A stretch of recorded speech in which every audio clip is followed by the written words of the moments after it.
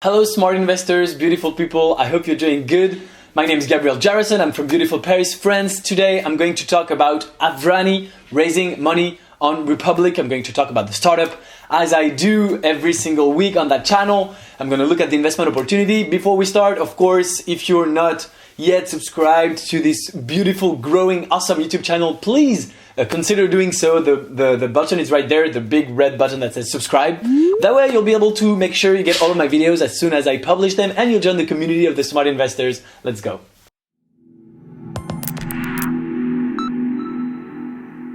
All right, here I am on the Aavrani website, on the Republic's website, on the Aavrani's page. Before we start, a few things. First of all, this isn't financial advice. I'm not your financial advisor. Please do your own research. I have to say this every single time. Sorry.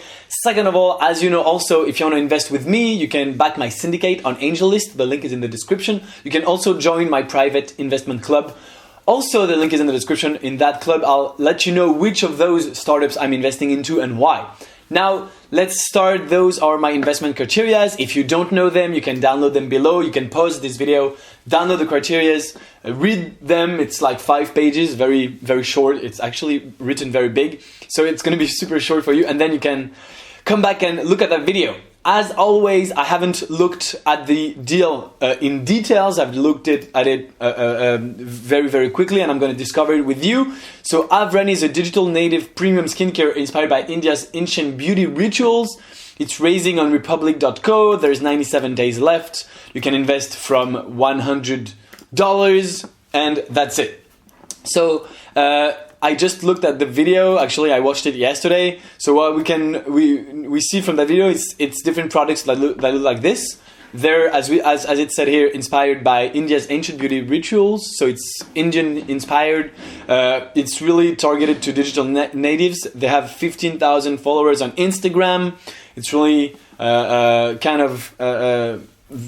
all of those new verticals, those new brands that we see selling online to millennials mostly, and that have better margins because they don't need a distributor. They just sell on their website. They just use their Instagram following. They have 500 5-star reviews, stuff like that. So what can we know immediately from that video, from that very short introduction? There's a few things that we can already fill in here. First of all, it's a physical product. So as you know, at Leonis, we only invest in digital products. There's not the same scalability of a physical product. If you sell 1 million creams, face cream, you're going to have to produce in your factory or somewhere 1 million creams. So there's no real scalability, as we can see for software. If Uber is making 1 million rides, they don't need to create more cars, or they don't need to hire more drivers. They don't need a new app. It's the same app, the same drivers, but they make more money. All right. So this is the difference. So no scalability. Let's talk about the market. I would say that the market of skincare is huge. The market of premium skincare is even bigger, or is actually smaller than skincare because you have premium and low cost. But premium skincare is obviously huge. People are very, very careful about what they put on their face, and also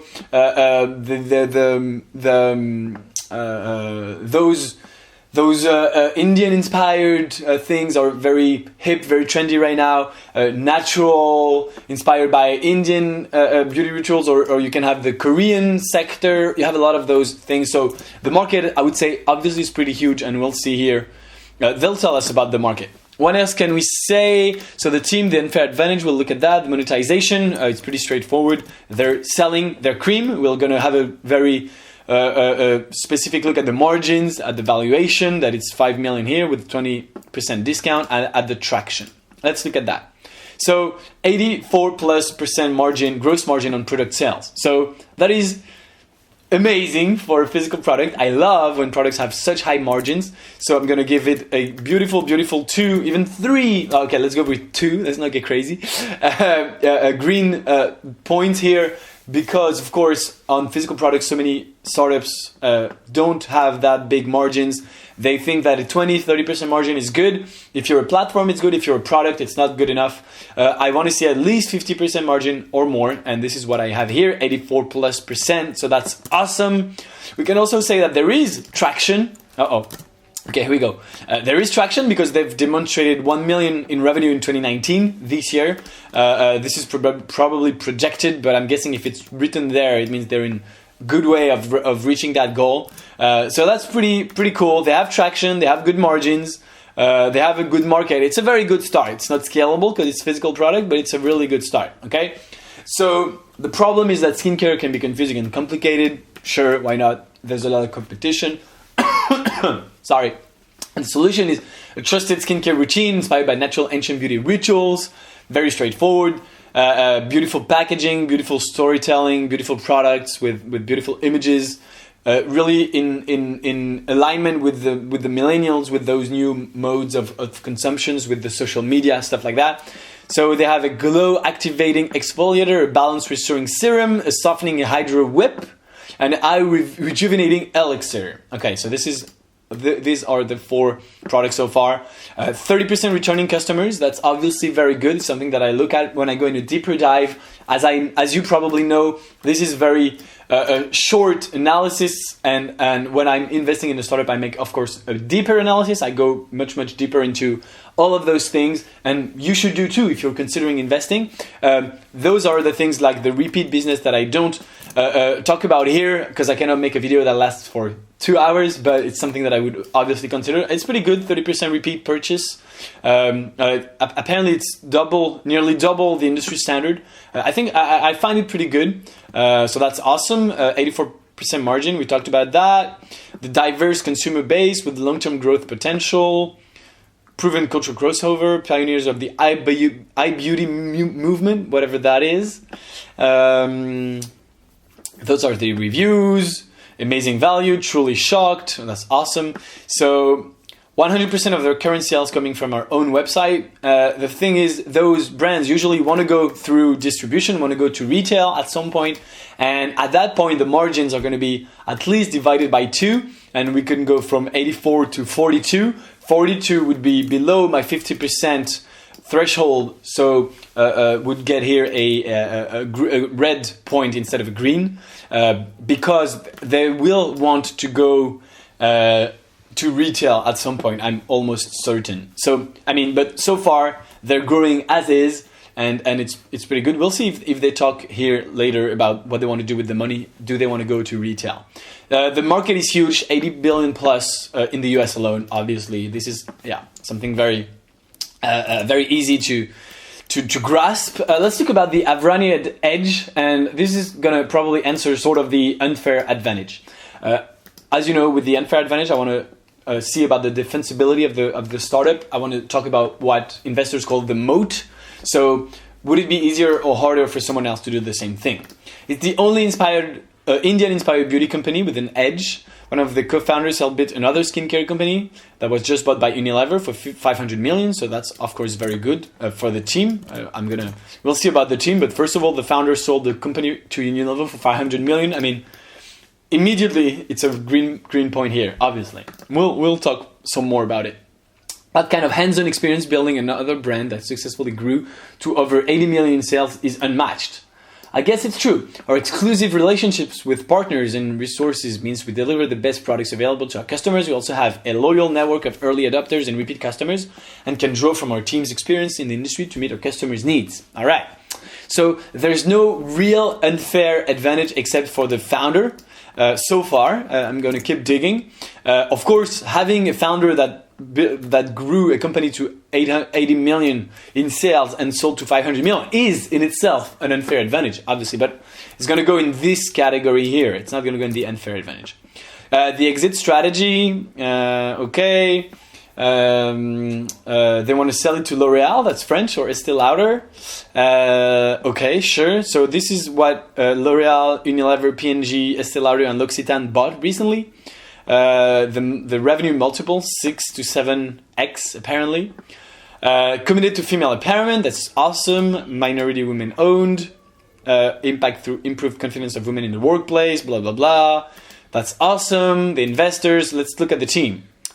So who's the founder that made the exit? Let's see. So that's Justin. So it's a female empowerment, blah, blah, blah. But actually the guy in the team, the exit guy in the team is a man. That's too bad, but whatever. So we have Rushi, I guess is her name. Rushi, that's cool. I love that. I love your name, Rushi. And Marlene, who are the co-founders, owning apparently 52%, and then we have Justin owning somewhere around 48%. Maybe that's not the actual numbers, because it's probably after the capital.